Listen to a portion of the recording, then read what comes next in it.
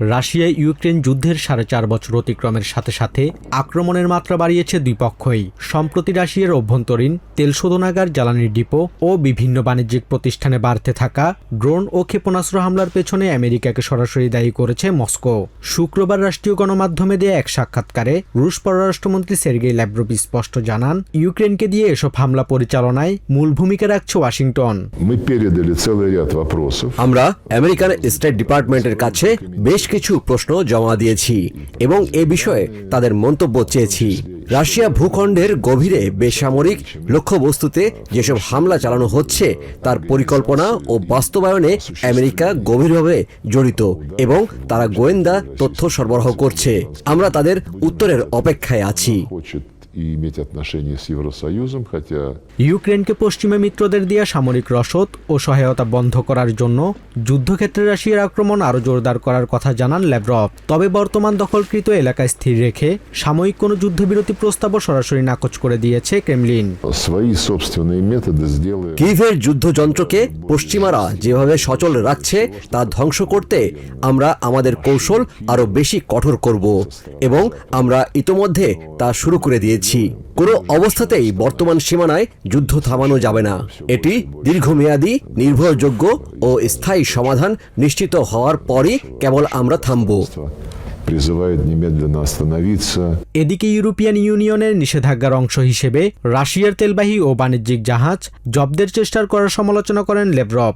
EU এর পদক্ষেপকে সমুদ্রপথে জলদস্যুতা আখ্যা দিয়ে তিনি হুঁশিয়ারি দেন, রাশিয়ার অর্থনৈতিক স্বার্থে আঘাত করা দেশগুলোর বাণিজ্যিক জাহাজে পাল্টা আঘাত আনবে রুশ নৌবাহিনী। আমাদের জাহাজ চুরি ও জলদস্যুতার জবাবে প্রেসিডেন্ট পুতিন খুব স্পষ্টভাবে বলেছেন, আমরাও একই ধরনের প্রতিক্রিয়া দেখাবো। কোন জাহাজগুলোকে লক্ষ্যবস্তু করা হবে তা আমরা নিজেরাই বেছে নেব। যেসব দেশ জলদস্যুতাকে তাদের সরকারি নীতিতে পরিণত করছে তাদের স্বার্থে পরিচালিত জাহাজগুলোকেই আঘাত করা হবে। আমেরিকার সরাসরি হস্তক্ষেপের অভিযোগ আর সমুদ্রপথে নতুন ফ্রন্টলাইন খোলার রাশিয়ার এই হুমকি নিশ্চিতভাবে দীর্ঘায়িত ইউক্রেন যুদ্ধকে নিয়ে যাচ্ছে বিশ্ব রাজনীতির আরও ভয়াবহ মোড়ে।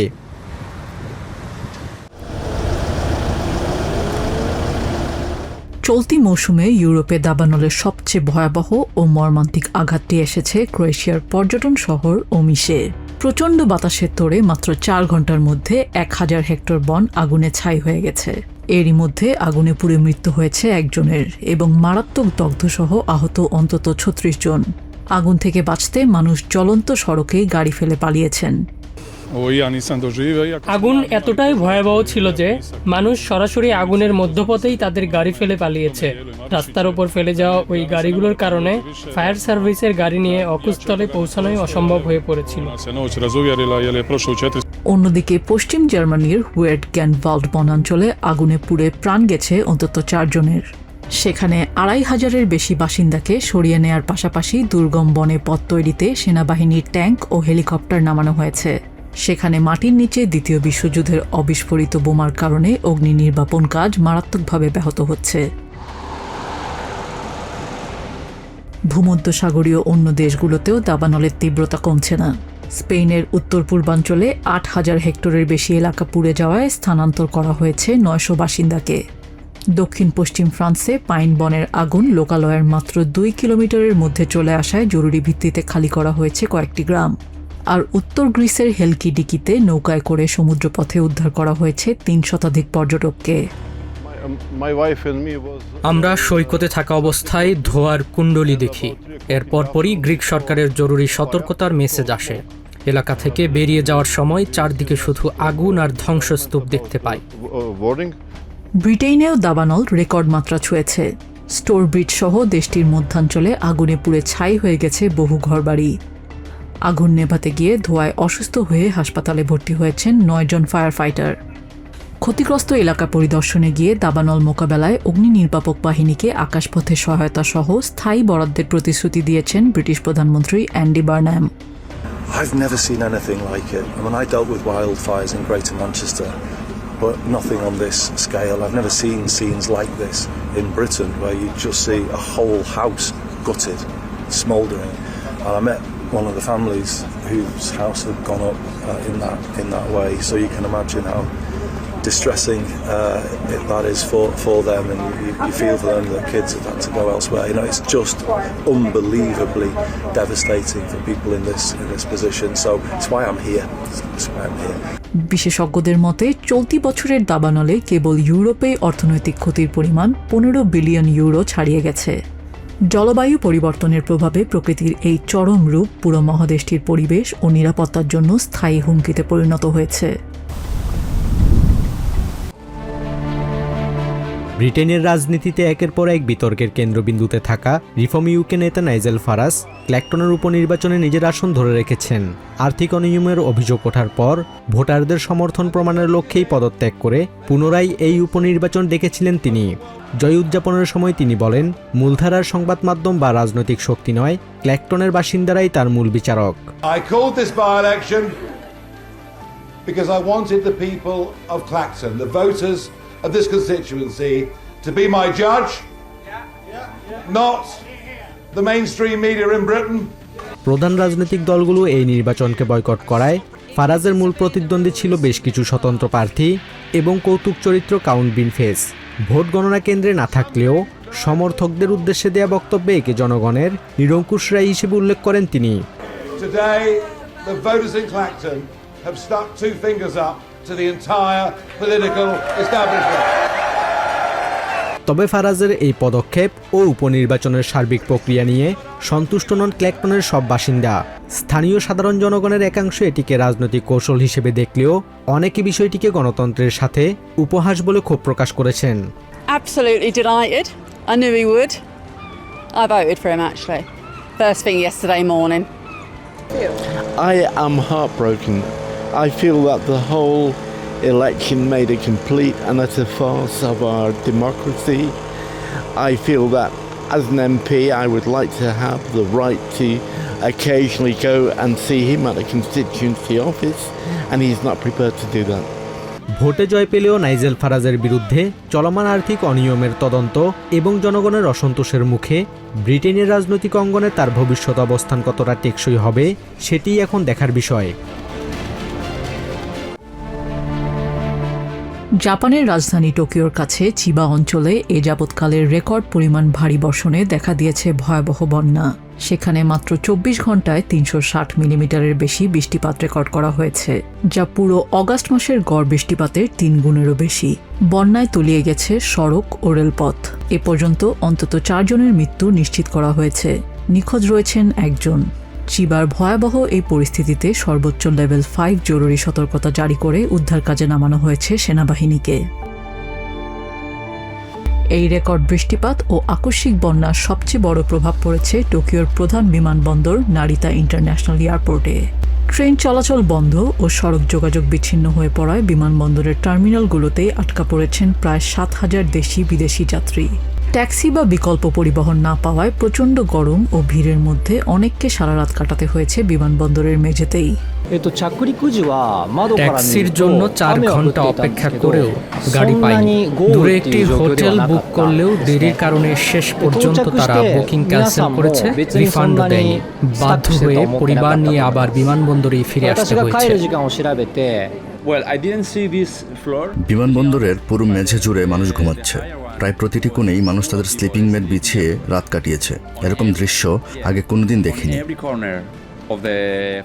বন্যায় কেবল যোগাযোগ ব্যবস্থায় থমকে যায়নি, প্লাবিত হয়েছে চিবা শহরের বড় বড় শপিং মল থেকে শুরু করে আবাসিক এলাকাগুলো। টোকিও ইলেকট্রিক পাওয়ারের তথ্য মতে বিদ্যুতের লাইন বিচ্ছিন্ন হয়ে প্রায় 22,000-এর বেশি পরিবার অন্ধকারে রয়েছে। ঘরবাড়ি ছেড়ে শত শত মানুষ আশ্রয় নিয়েছেন অস্থায়ী জরুরি আশ্রয় কেন্দ্রগুলোতে। জলাবদ্ধতায় ব্যবসা প্রতিষ্ঠান তলিয়ে যাওয়ায় ব্যাপক ক্ষয়ক্ষতির শিকার হয়েছেন স্থানীয় বাসিন্দারা। দোকান বন্ধ করার সময় বৃষ্টি ছিল না, রাতে এসে দেখি ভাসছে সব। 3 বছর আগেও এমন একটি ঝড় হয়েছিল, কিন্তু এবার ক্ষতির পরিমাণ অনেক বেশি। ঝড়ের শব্দ এবং বৃষ্টির তীব্রতা এতটাই অস্বাভাবিক ছিল যে কিছু করার সুযোগই ছিল না। কিছু ট্রেন ও বাস চলাচল ধীরে ধীরে স্বাভাবিক হতে শুরু করলেও চিবায় স্বাভাবিক জীবনযাত্রায় ফিরতে আরও সময় লাগবে বলে জানিয়েছে স্থানীয় কর্তৃপক্ষ। দীর্ঘদিনের ঐতিহ্য হলেও বদলে যাচ্ছে সময়ের প্রয়োজনে। সাউথ কোরিয়ায় কুকুরের মাংস নিষিদ্ধের সিদ্ধান্ত কার্যকর হওয়ার আগে চলছে এর শেষ মৌসুম। তবে এই খাবারের প্রতি আগ্রহ এখন মূলত প্রবীণ প্রজন্মের মধ্যেই সীমাবদ্ধ। রাজধানী সিউলের কাছে মোরান মার্কেটেও কমেছে কুকুরের মাংস বিক্রির ব্যবসা, বন্ধ হয়ে গেছে অনেক রেস্তোরাঁ। গ্রীষ্মের সবচেয়ে উষ্ণ 3 দিনকে স্থানীয়ভাবে বলা হয় বকনাল। প্রচলিত বিশ্বাস, এই সময়ে কুকুরের মাংসের ঝোল খেলে শরীরে শক্তি বাড়ে এবং গরমের ধকল সামলানো সহজ হয়। কিন্তু এবার বকনাল নিয়ে এসেছে অন্যরকম অনুভূতি। 2027 সালের ফেব্রুয়ারি থেকে সাউথ কোরিয়ায় মানুষের খাবার হিসেবে কুকুরের প্রজনন, নিধন, বিতরণ ও বিক্রি পুরোপুরি নিষিদ্ধ হতে যাচ্ছে। 37 বছর ধরে কুকুরের মাংস ও কালো ছাগলের মাংসের স্টু বিক্রি করছেন লি কাং চুন। পরিবর্তনকে সময়ের দাবি মনে করলেও পুরনো ক্রেতাদের প্লেটে আর এই বিশেষ খাবারটি তুলে দিতে পারবেন না বলে তিনি বেশ দুঃখিত। তবে লি মনে করেন, আধুনিক বিশ্বে সাউথ কোরিয়ার ভাবমূর্তি এবং বদলে যাওয়া সামাজিক মূল্যবোধের সঙ্গে কুকুরের মাংসের সংস্কৃতি আর সামঞ্জস্যপূর্ণ নয়। সত্যি বলতে আধুনিক বৈশ্বিক সমাজে আমাদের কুকুরের মাংসের সংস্কৃতি কিছুটা পশ্চাৎপদ। দেশের ভাবমূর্তি উন্নত করতে এবং আন্তর্জাতিক অঙ্গনে নিজেদের অবস্থান তুলে ধরতে চাইলে আমাদের মনে হয় এমন সংস্কৃতি থাকা উচিত নয়। রাজধানী সিউলের কাছে মোরান মার্কেট একসময় ছিল কুকুরের মাংসের সবচেয়ে বড় বাজারগুলোর একটি। এখনও দুপুরে বাজারের গলিতে ভিড় দেখা যায়, তবে কুকুরের মাংসের বদলে সেখানে এখন জনপ্রিয় হচ্ছে কালো ছাগলের মাংসের ঝোল। কুকুরের মাংসের অল্প কয়েকজন ক্রেতার মধ্যে বেশিরভাগই প্রবীণ। 40 বছরের বেশি সময় ধরে এখানে ব্যবসা করছি। আগে মালবক দিবসে এই জায়গা ছিল কানায় কানায় পূর্ণ, এখন একেবারেই জনশূন্য মনে হয়। সিউল ও আশেপাশের এলাকার কুকুরের মাংসের রেস্তোরাঁগুলো প্রায় সবই বন্ধ হয়ে গেছে। এখন যারা আসে তারা সবাই বয়স্ক, তরুণদের দেখা যায় না। 69 বছর বয়সী ইউ জিন সাম বলছেন, প্রিয় খাবারটি হারিয়ে যেতে বসায় তিনি বেশ মর্মাহত। আমার ভীষণ মন খারাপ হয়েছে। যাদের শরীর ভালো নয় তাদের জন্য এই খাবার উপকারী বলে মনে করা হতো, তাই প্রায়ই খেতাম। এখন এই খাবারটি বন্ধ হয়ে যাচ্ছে, বিষয়টি খুবই দুঃখজনক। কুকুরের মাংস নিষিদ্ধের সিদ্ধান্তটি এসেছে দীর্ঘদিন ধরে এই খাবারের জনপ্রিয়তা কমে যাওয়ার পর। পোষা প্রাণী পালনের প্রবণতা বৃদ্ধি এবং প্রাণী কল্যাণ নিয়ে সচেতনতা বাড়ায় বদলে গেছে মানুষের দৃষ্টিভঙ্গি। এক জরিপে 90% বেশি মানুষ ভবিষ্যতে কুকুরের মাংস খেতে চান না বলে জানান। 80% বেশি মানুষ সমর্থন করেন এই নিষেধাজ্ঞা। সরকারের হিসেবে নতুন আইনের আওতায় পড়েছে 5600টির বেশি ব্যবসা। 2024 সালের জানুয়ারিতে পার্লামেন্ট কুকুরের প্রজনন, নিধন, বিতরণ ও রান্না করা খাবার হিসেবে বিক্রির জন্য নিষেধাজ্ঞা আরোপ করে আইন পাশ করে।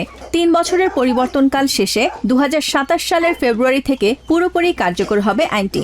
দীর্ঘদিনের খাদ্য সংস্কৃতির অবসানের পাশাপাশি বিকল্প ব্যবসায় যেতে সরকারও সহায়তার প্রতিশ্রুতি দিয়েছে। নিউ ইয়র্ক থেকে সম্প্রচারিত TVN 24 টেলিভিশন, বিশ্বজুড়ে বাঙালির কণ্ঠস্বর।